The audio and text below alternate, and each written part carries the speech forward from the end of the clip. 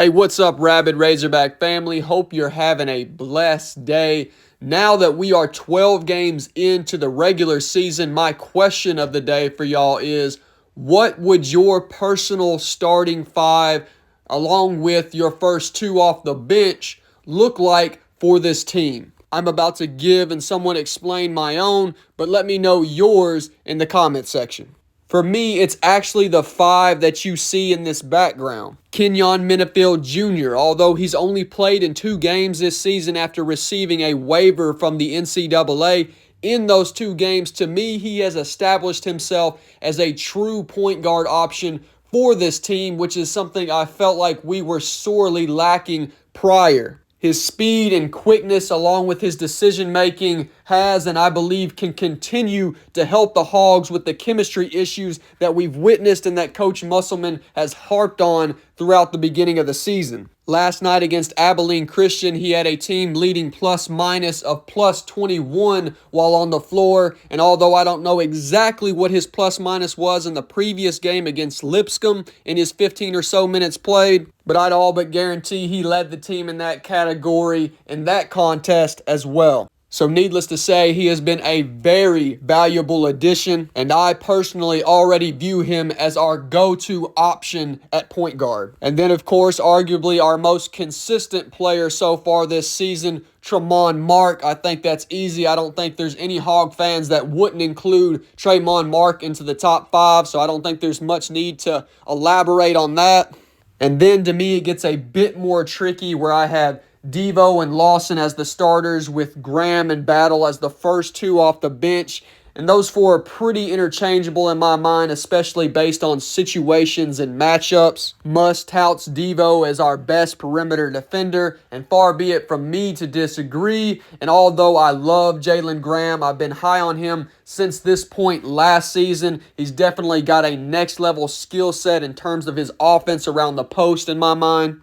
But I really like Chandler Lawson's consistency. You know what you're going to get out of him. He's your prototypical glue guy. He's going to do all the dirty work. He's going to do whatever is necessary for the team to win. And although I believe Devo can and needs to play better than perhaps we've seen from him thus far this season, namely on offense, his defense is very valuable, and I really like the idea of having that strong scoring pop coming off the bench from guys like Battle and Graham.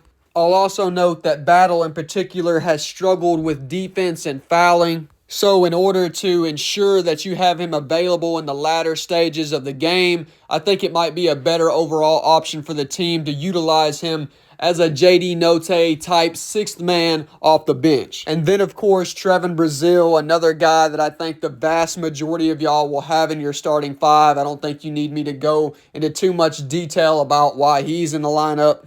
And before I finish, let me bring up something that I said really prior to the start of the season, which is that this year I believed we'd see a lot more 8 to 9 man rotations on any given night than in previous seasons under Musselman because of the added overall depth of this team.